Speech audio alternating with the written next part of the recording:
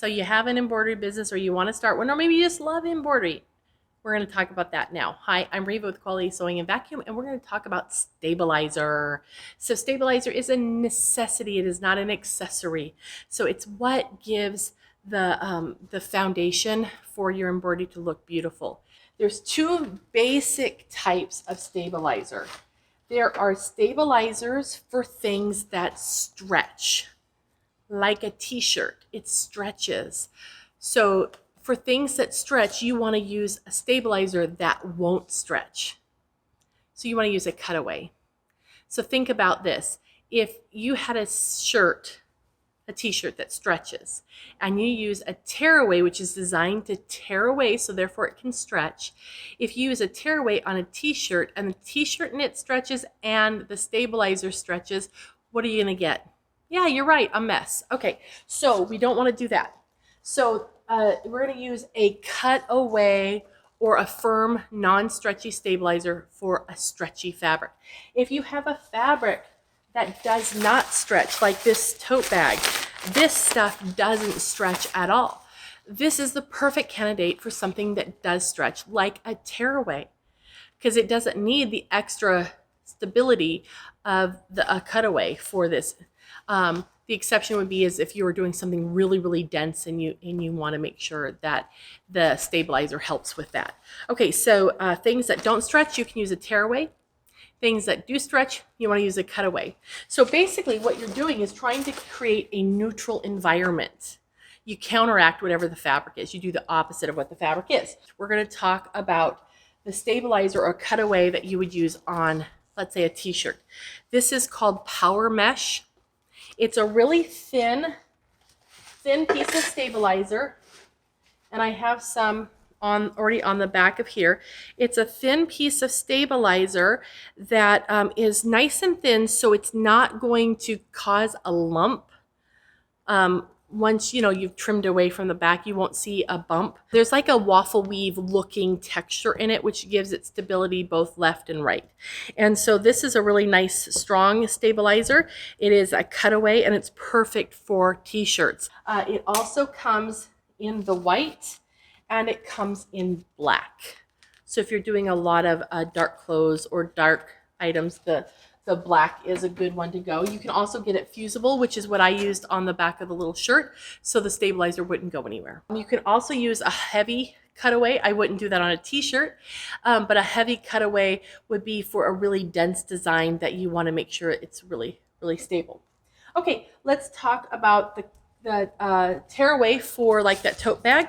This is a tearaway stabilizer, and this one is called Stitch and Wash, and this is really kind of cool because it's a medium weight tearaway stabilizer, but part of the fibers are washout and part of them are not. So what this does for you is that when you tear it away from your item, then it will leave, there's always those little hairs that stick out. Well, as you wash them, those little hairs will disappear because the wash away fibers will go away, but it will leave some fibers behind the stitches, maintaining the integrity of those stitches. Stabilizer not only stabilizes the fabric while you're sewing them out, but having the stabilizer behind the stitches after you're done also gives the fabric the beefiness that it needs to hold the stitches.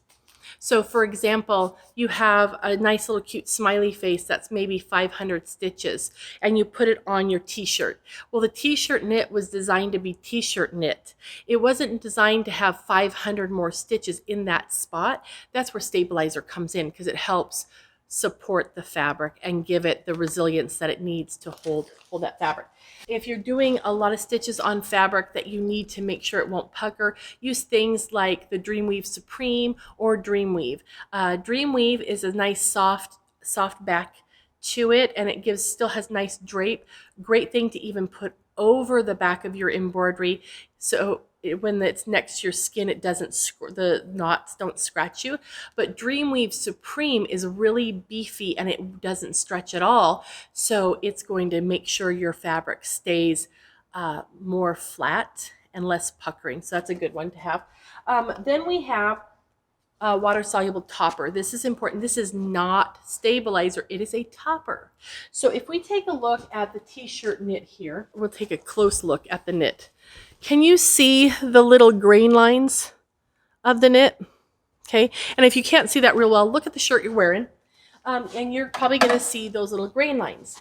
Well, when you do embroidery, whether you're working on a t-shirt with the little grain lines, or maybe you're working on canvas that has like big chunky grain lines, the needle and the thread will naturally fall into those weave pockets or the knitted grooves, and it will give your outlines or your design kind of a shaggy look. Now that will be less evident if it's a big design, but if it has a satin stitch or little lettering, they may look shaggy, and it's nothing wrong with your machine. It's just that the needle naturally is falling into the grooves of that knit fabric. So if you put the water soluble topper over the top of it and tape it down on the sides, and then let the machine stitch over the top of this, then it has an even playing field, so it just goes right where it should go to. And so this will help everything look a lot better. And then you just pull away the excess, and then you can rinse out the rest. So that's really easy.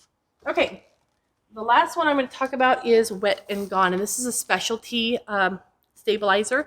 And when you wash this, it all goes away. So this is perfect if you're doing a scarf that you want completely reversible.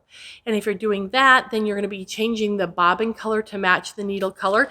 And this machine doesn't actually come with a bobbin winder, but you can get an extra bobbin winder, which is awesome, because then you can wind whatever color you want onto your bobbins so it matches your needle thread.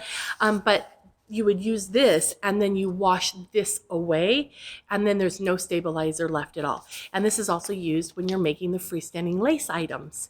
So like there's villages and ornaments and all sorts of things that are freestanding lace, and lace, just lace for the edges of garments.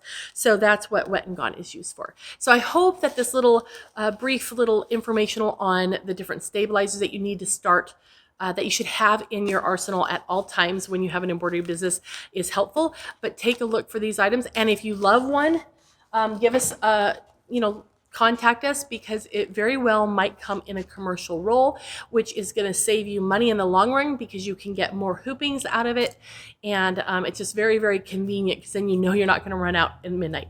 So all right, check us back for more in our series of how to make money with embroidery.